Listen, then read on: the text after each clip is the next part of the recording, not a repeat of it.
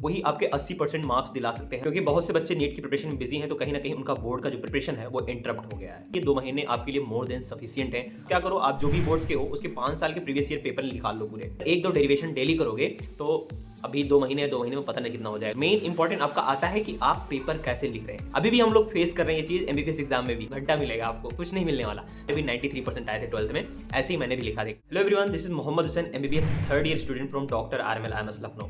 तो आज का इस वीडियो का टॉपिक है कि आप अपने बोर्ड एग्जाम में 90 to 95% मार्क्स कैसे गेन कर पाए, क्योंकि बहुत से बच्चे नीट की प्रिपरेशन में बिजी हैं, तो कहीं ना कहीं उनका बोर्ड का जो प्रिपरेशन है वो इंटरप्ट हो गया है। एक चीज मैं बताना चाहूंगा यहाँ कि अगर आप अभी तक बोर्ड के लिए 0% भी प्रिपरेशन किए तो 2 महीने, लगभग लास्ट फेब में ही होती है ज्यादातर स्टूडेंट का बोर्ड एग्जाम, तो अभी भी आपके पास 2 महीने हैं। एंड आई एम श्योर कि ये 2 महीने आपके लिए मोर देन सफिशिएंट है, अगर आप ज्यादा नहीं 6-7 घंटा डेली कंटिन्यू पढ़े तो। ठीक है, तो सबसे पहली बात यह है कि आपको जब भी आप पढ़े तो एनालाइज करना है। लाइक आप प्रिपरेशन कर रहे हो कोई भी एंट्रेंस एग्जाम का, तो आपको वहां सब कुछ पढ़ना हो, क्योंकि क्वेश्चन कहीं से भी फ्रेम हो सकता है। बट इन आपका बोर्ड एग्जाम में जो मैक्सिमम होते हैं ना, ज़्यादातर क्वेश्चन इसी टॉपिक से आते हैं, तो आपको पहले एनालाइज करना है सिलेबस कि कहाँ से हमारे क्वेश्चन ज़्यादातर आते हैं हमारे बोर्ड एग्जाम में। And focus on high weightage unit. कोई चैप्टर होते हैं उनसे ज़्यादा क्वेश्चन फ्रेम होते हैं, तो उन सब चैप्टर पे आपको बहुत ज़्यादा ध्यान देना है as compare to other chapters. Okay, क्या करो, आप जो भी बोर्ड्स के हो उसके 5 साल के प्रीवियस ईयर पेपर निकाल लो पूरे और उसे ही सॉल्व करो। उससे क्या होगा कि उससे आपको आइडिया होगा कि किस तरह से क्वेश्चन फ्रेम होते हैं हमारे एग्जाम में, कहाँ से क्वेश्चन आता है, कहाँ से नहीं आता है। और बहुत ही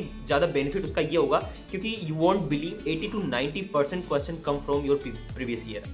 तो लगभग आपके जो प्रीवियस ईयर के क्वेश्चन वही आपके 80% मार्क्स दिला सकते हैं अगर आपने अच्छे से कमांड कर लिया उस चीज़ों पे। ठीक है, तो प्रीवियस ईयर क्वेश्चन बहुत अच्छे से करने हैं और एनालाइज करना है। इससे आपका एक चीज़ और होगा जो मैं पहले वाला बताया हूँ कि एनालाइज करने का, तो उससे आपको क्या होगा कि आप देखोगे कि क्वेश्चन कहाँ से ज़्यादा फ्रेम हो रहा, किस टॉपिक से क्वेश्चन आ रहा, तो आप इससे सिलेक्टिव चीज़ें पढ़ना स्टार्ट करोगे जो कि एग्जाम में आते हैं, ना कि पूरा पढ़ने बैठ जा रहे हो, पूरा याद कर रहे हो, आखिर खान भूल तो जाएगा ही। तो पूरा पढ़ने से कोई उसका फायदा भी नहीं है।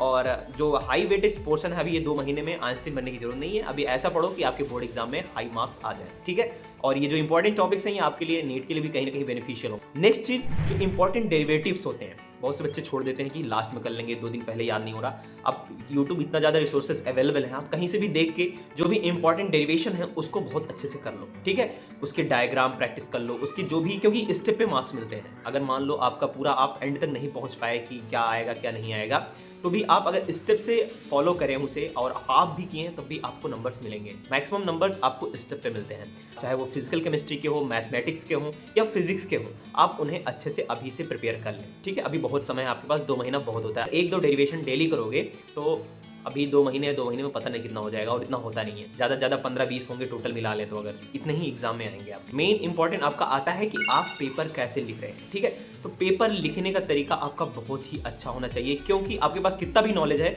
अगर आप पूरा पेपर में एक्सप्लेन उसे नहीं कर पा रहे हो, आप आंसर पूरा नहीं लिख पा रहे हो, तो कहीं ना कहीं आप लैग करोगे और आपके मार्क्स गिर जाएंगे।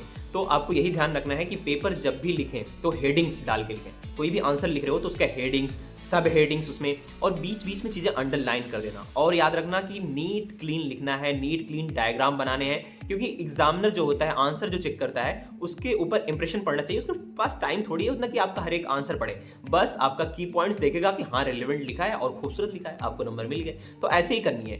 तो जब भी आप लिखें आंसर तो उसमें अंडरलाइन करना ना भूलें, जो भी इंपॉर्टेंट की पॉइंट्स होते हैं, या कोई एंजाइम्स के नाम हो गए, या कोई भी आपका जो उससे रिलेटेड है वो अगर आ रहा, वो टर्म आ रहा या वो वर्ड आ रहा, तो उसे जरूर हाईलाइट कर दिया करें। ठीक है, और डायग्राम बहुत क्लीन और लेबल डायग्राम बनाने की कोशिश करो। अभी से प्रैक्टिस कर लो ताकि आप लेबल डायग्राम भी अच्छे से बना लो। एक चीज बहुत ज्यादा गलती करते हैं बच्चे, क्या करते हैं कि अब ऐसे भी होंगे क्वेश्चन, ऑब्वियसली ऐसे होते हैं, हमारे टाइम पे होते थे, अभी भी हम लोग फेस कर रहे हैं ये चीज एमबीबीएस एग्जाम में भी। 2 नंबर वाले जो क्वेश्चन होते हैं, कुछ क्वेश्चन ऐसे होंगे कि जो आपको कुछ भी नहीं आ रहे होंगे, तो बहुत से बच्चे क्या करेंगे, उसे छोड़ के चले आएंगे।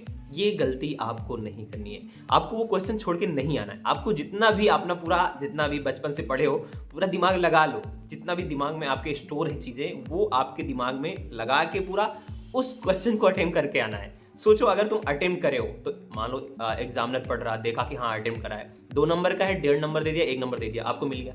और अगर आप अटेम्प्ट ही नहीं करोगे तो घंटा मिलेगा, आपको कुछ नहीं मिलने वाला। तो यही करना है कि आपको एक भी क्वेश्चन छोड़ने नहीं। लास्ट चीज मैं आपको बताना चाहूंगा, रिवीजन करना मत भूलना, क्योंकि अभी पढ़ते जाओगे लास्ट में पूरा साफ हो जाता है। तो डेली कोशिश करना कि आधा 1 घंटा चीजें आप फास्ट मोड में ही रिवाइज करते रहो, ताकि अंतिम में आपको चीज़ें फैमिलियर लगे। अगर मैं पूरी चीज़ें समराइज करूँ तो मैं आपको बताया हूँ ये पॉइंट कि आपको एनालाइज करना है फर्स्ट, क्या करना है क्या नहीं करना है। हाई वेटेज चैप्टर को ज़्यादा प्रायोरिटी देनी है कि जहाँ तक क्वेश्चन ज़्यादा फ्रेम हो रहे हैं। मोस्ट इंपॉर्टेंट चीज़, सेकंड चीज़ ये है कि आपको प्रीवियस ईयर सवाल लगाने हैं। प्रीवियस ईयर क्वेश्चन से आपको पता चलेगा कहाँ से क्वेश्चन आ रहे, किस तरह से क्वेश्चन आ रहे, और 80 to 90% question will come from your PYQs। उसके बाद तीसरी चीज मैं बताया हूं आपको कि जो डेरिवेशन होते हैं वो भी आपको टिप पे होने चाहिए। 10 से 20 डेरिवेशन ही होंगे टोटल, अगर मिला लो आप 10th या 12th में हो, जो एग्जाम में जनरली आते हैं। तो वो अभी से रटना स्टार्ट कर दो, नहीं याद हो रहे स्टेप्स उसके रट डालो, प्रैक्टिस करो, प्रैक्टिस से आ जाएंगे। उसके बाद मैं बताया हूं कि लिखने का तरीका कैसा होना चाहिए। लिखने का तरीका हेडिंग डाल के लिखो, सब हेडिंग्स लिखो, उसके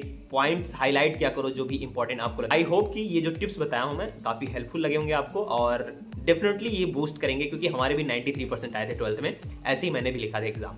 तो और MBBS में भी ऐसे लिखते हैं हम लोग, हेडिंग्स डाल के पॉइंट हाईलाइट करके। तो कहीं ना कहीं आपके लिए हेल्पफुल होगा ये। आप चाहे JEE के हों, चाहे जो भी प्रिपरेशन कर रहे हो, अगर आप 12th में हो 10th में हो, आपके लिए बहुत ज़्यादा बेनिफिशियल होगा। ऑल द बेस्ट मेरी तरफ से। और किस टॉपिक पे नेक्स्ट वीडियो चाहिए आप कमेंट में बताओ, और शेयर करो अपने दोस्तों के साथ, सब्सक्राइब करो। मिलते रहेंगे हम लोग ऐसे ही कुछ मज़ेदार और हेल्पफुल वीडियो के साथ। All the best.